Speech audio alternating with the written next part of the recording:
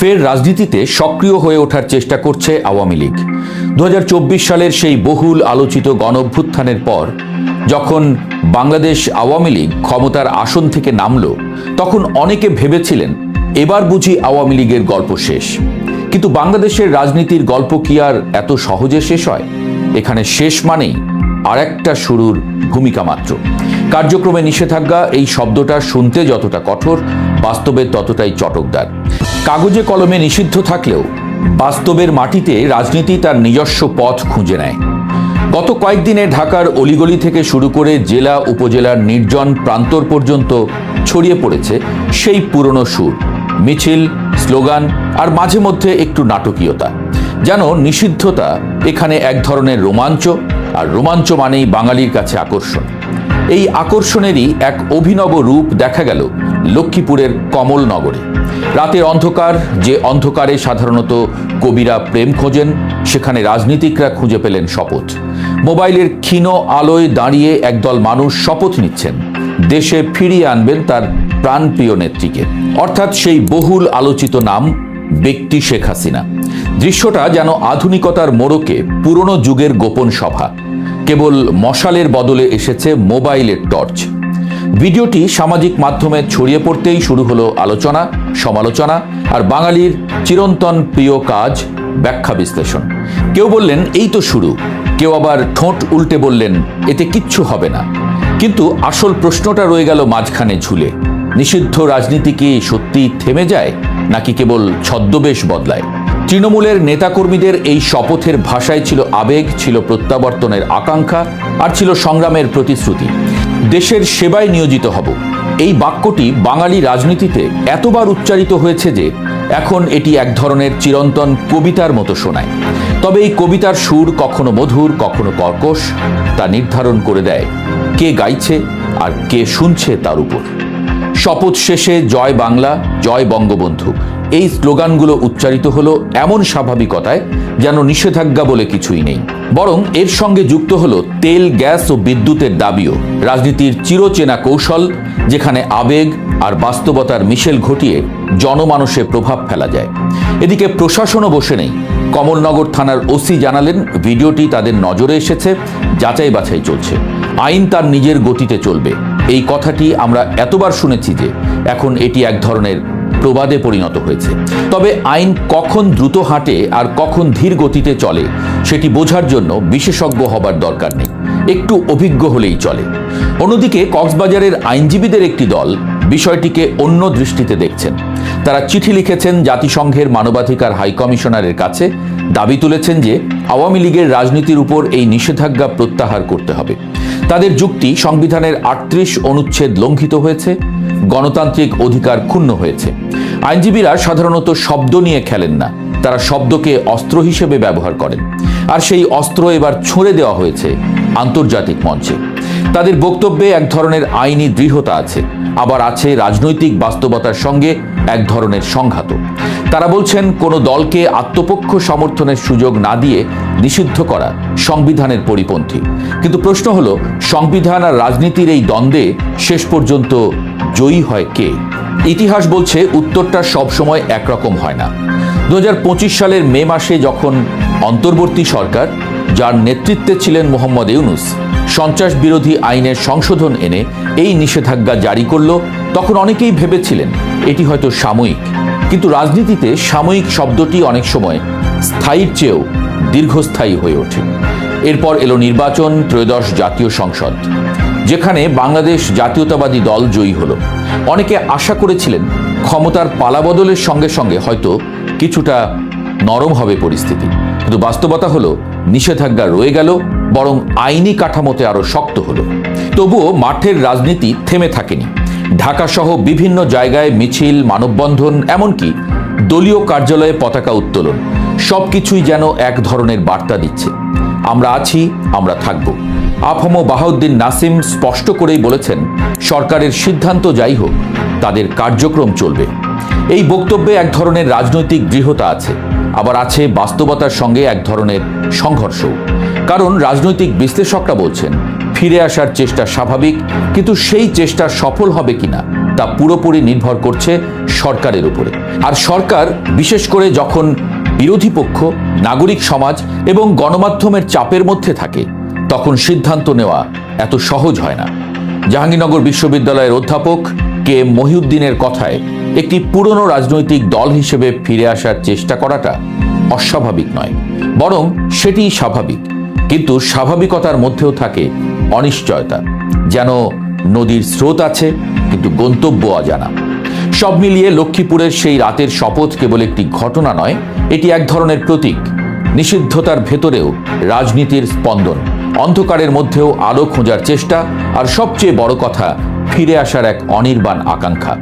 শেষ পর্যন্ত প্রশ্নটা থেকেই যায়, এই শপথ কি কেবল রাতের অন্ধকারেই সীমাবদ্ধ থাকবে, নাকি একদিন দিনের আলোয় এসে দাঁড়াবে?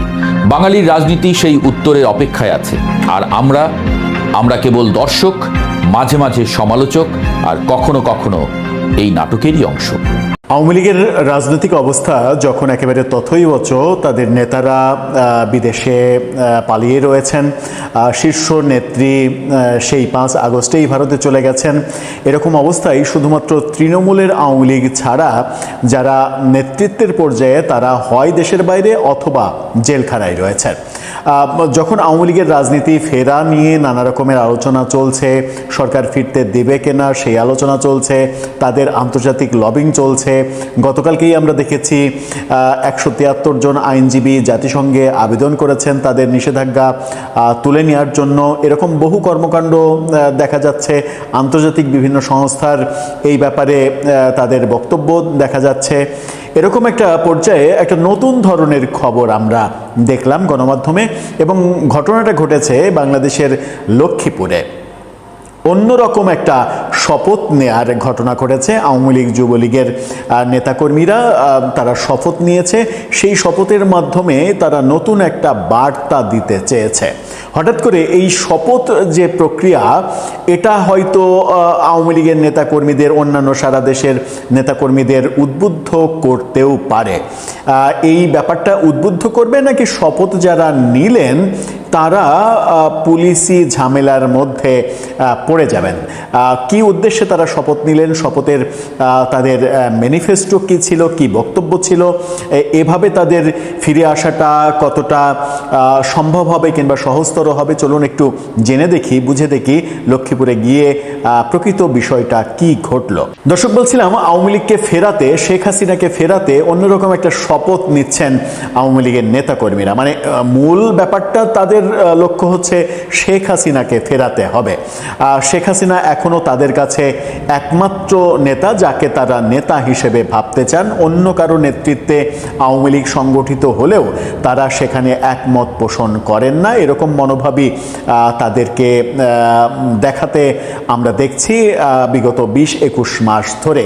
অর্থাৎ আওয়ামী লীগের, তৃণমূলের নেতাকর্মীরা কোনোভাবেই শেখ হাসিনার বিকল্প কাউকে ভাবছেন না কিংবা মানতে চাইছেন না, এরকম ব্যাপারই দেখছে। এরই মাঝে লক্ষ্মীপুরে এই শপথের ঘটনাটা আমরা দেখলাম, এবং রাতের আধারে মোমবাতি জ্বালিয়ে বেশ কয়েকজন হাফ সার্কেল হয়ে দাঁড়িয়ে এই শপথ নিয়েছেন। কি শপথ ছিল, কি এমন নতুনত্ব ছিল সেখানে, তাদের বক্তব্যে কি উঠে আসলো? কালের কণ্ঠের এই শিরোনামটা দেখে নিন। তারা বলছে, শেখ হাসিনাকে ফেরাতে কমলনগরে আওয়ামী লীগ, যুবলীগের শপথ। কি ছিল সেই শপথে? লক্ষ্মীপুরের কমলনগর উপজেলায় জুলাই গণঅভ্যুত্থানে ক্ষমতাচ্যুত সাবেক প্রধানমন্ত্রী শেখ হাসিনাকে দেশে ফিরিয়ে আনতে শপথ নিয়েছেন আওয়ামী যুবলীগের শতাধিক নেতাকর্মী। এই ঘটনার একটি ভিডিও সামাজিক যোগাযোগ মাধ্যমে ছড়িয়ে পড়ার পর ব্যাপক আলোচনার সৃষ্টি হয়েছে। স্থানীয় সূত্র বলছে, গত শুক্রবার রাত 8:30টার দিকে উপজেলার চারকারকিনি ইউনিয়নের মতিরহাট সংলগ্ন মেঘনা নদীর তীরে গোপনে এই শপথ অনুষ্ঠিত হয়। শুক্রবার রাতে এই ঘটনাটা ঘটেছে, যেটা আমরা এসে জানতে পারছি গত রাতে, অর্থাৎ সোমবার দিবাগত রাতে। মঙ্গলবারে এই আলোচনাটা আপনাদের সঙ্গে করতে পারছি। এতদিনে কিন্তু এই খবরটা আসেনি। যখন কিনা সামাজিক যোগাযোগ মাধ্যমে এই ভিডিওটা ছড়িয়ে পড়েছে, তখন গণমাধ্যমের নজরে এসেছে। সেখানে বলা হচ্ছে যে স্থানীয় সূত্র বলছে যে রাত 8টার দিকে উপজেলার এই মতিরহাট সংলগ্ন মেঘনা নদীর তীরে এই ঘটনা ঘটে। এতে নেতৃত্ব দেন স্থানীয় যুবলীগ নেতা জহিরুল ইসলাম রিয়াদ ভান্ডারী। ভিডিওতে দেখা যায় অংশগ্রহণকারীরা শপথ পাঠ করে বলেন তারা বাংলাদেশ আওয়ামী লীগ ও যুবলীগের আদর্শে মানুষের সেবায় নিয়োজিত থাকবেন এবং বঙ্গবন্ধু শেখ মুজিবুর রহমানের কন্যা শেখ হাসিনার দেশে প্রত্যার্পণের জন্য আন্দোলন সংগ্রাম চালিয়ে যাবেন। এ সময় জয় বাংলা, জয় বঙ্গবন্ধু সহ বিভিন্ন স্লোগানও তারা দেন। শেখ হাসিনাকে তারা দেশে ফেরাতে চাইছেন, শেখ হাসিনাকে সরকারও দেশে ফেরাতে চাইছে, কিন্তু সরকার দেশে ফেরাতে চাইছে তার বিরুদ্ধে আদালতে যে শাস্তি ঘোষণা করা হয়েছে সেই শাস্তি কার্যকর করতে, অর্থাৎ মৃত্যুদণ্ডের শাস্তি কার্যকর করতে। আর আওয়ামী লীগের নেতাকর্মীরা তাকে ফেরাতে চাইছেন আওয়ামী লীগের নেতৃত্ব দেওয়ার জন্য, আওয়ামী লীগের সামনে এগিয়ে যাওয়ার জন্য। দুই পক্ষেরই চাওয়া শেখ হাসিনা দেশে ফিরে আসুক। এক পক্ষ তাদের নেতা হিসেবে ফিরিয়ে আনতে চান, আর এক পক্ষ তাকে তার উপরে মৃত্যুদণ্ড কার্যকর করার জন্য ফেরাতে চান। স্থানীয় সূত্র জানায় রাজনৈতিক পরিস্থিতির কারণে নির্জন নদীর তীরে গোপনে এই আয়োজন করা হয়। পরে ঘটনার 3 দিন পর 26 এপ্রিল বিকেল থেকে, অর্থাৎ গতকালকে বিকেল থেকে এই ভিডিওটা সামাজিক যোগাযোগ মাধ্যমে ভাইরাল হতে থাকে, দ্রুত ভাইরাল হয়ে পড়ে এবং তারপরে আমরা দেখেছি যে গণমাধ্যমের নজর পড়ে, গণমাধ্যমে খবর হতে থাকে এটা। এ বিষয়ে বাংলাদেশ জাতীয়তাবাদী দল বিএনপির কমলনগর উপজেলা সভাপতি নুরুল হুদা চৌধুরী বলেছেন, ভিডিওটি সামাজিক যোগাযোগ মাধ্যমে আমি দেখেছি, বিষয়টি এখন আইন শৃঙ্খলা বাহিনী দেখবে। তিনি কিন্তু বলছেন না যে এটা করার তাদের অধিকার আছে, তারা সেটা করতেই পারে। তিনি বলছেন যে তিনি দেখেছেন, এটা আইন শৃঙ্খলা বাহিনী দেখবে। তার মানে হচ্ছে যে যারা এই ভিডিওতে আছেন তাদের উপরে এখন একটা দুর্যোগ নেমে আসার সম্ভাবনা রয়েছে। অন্যদিকে এই বিষয়ে বক্তব্য জানতে কমলনগর থানার ভারপ্রাপ্ত কর্মকর্তা ওসি ফরিদুল আলমের সঙ্গে যোগাযোগের চেষ্টা করা হলেও তাকে পাওয়া যায়নি, অর্থাৎ পুলিশের বক্তব্য পাওয়া যায়নি। বিএনপির স্থানীয় নেতা বলেছেন যে এটা আইন শৃঙ্খলা রক্ষাকারী বাহিনী দেখবে। বিএনপির বক্তব্য আমরা নির্বাচনের পরের দিন থেকে কিছুটা নমনীয় দেখেছিলাম, কারণ বাংলাদেশের বহু জায়গাতেই বলা যায় যে বেশিরভাগ জায়গাতে আওয়ামী লীগের বহু নেতা কর্মী যারা এলাকায় যেতে পেরেছেন, যারা এলাকায় অবস্থান করছেন, তারা কিন্তু ভোট দিয়েছেন এবং তারা বিএনপিকেই ভোট দিয়েছেন। তাদের উদ্দেশ্য ছিল জামাতকে, এনসিপিকে ঠেকানো। বিএনপির এই আওয়ামী লীগের ভোট প্রাপ্তির মাধ্যমেই যে 2/3 আসনে বিজয়, ভূমিধস বিজয়, এটা সম্ভব হয়েছে। এই কারণেই ভোটের পরদিন থেকে আমরা তাদেরকে একটু নমনীয় ভাব দেখাতে আমরা দেখেছিলাম, কিন্তু পরবর্তীতে বিএনপির সেই অবস্থান নেতৃত্ব পর্যায় থেকে তৃণমূল পর্যায়ে সেই অবস্থান কিন্তু পরিবর্তিত হয়ে গেছে, যাতে করে আওয়ামী লীগ ভাবছে যে বিএনপি তাদের সঙ্গে প্রতারণা করেছে। এখন দেখার বিষয়, এই যে ঘটনা, এই যে শপথ, তারা শপথ নিল যে যে কোনো মূল্যে তারা শেখ হাসিনাকে দেশে ফিরিয়েই ছাড়বেন, এই ঘটনা আওয়ামী লীগের তৃণমূলের নেতাকর্মীদেরকে কিভাবে প্রভাবিত করে, কিংবা এই ঘটনা ঘটানোর ফলে তারা নিজেরাই এখন বিপদে পড়ে যান কিনা। দর্শক, আপনার কাছে কি মনে হয়, এটা কি আওয়ামী লীগকে উদ্বুদ্ধ করবে নাকি তাদেরকে বিপদে ফেলবে? আপনার মতামত জানিয়ে লিখতে পারেন আমাদের কমেন্ট বক্সে।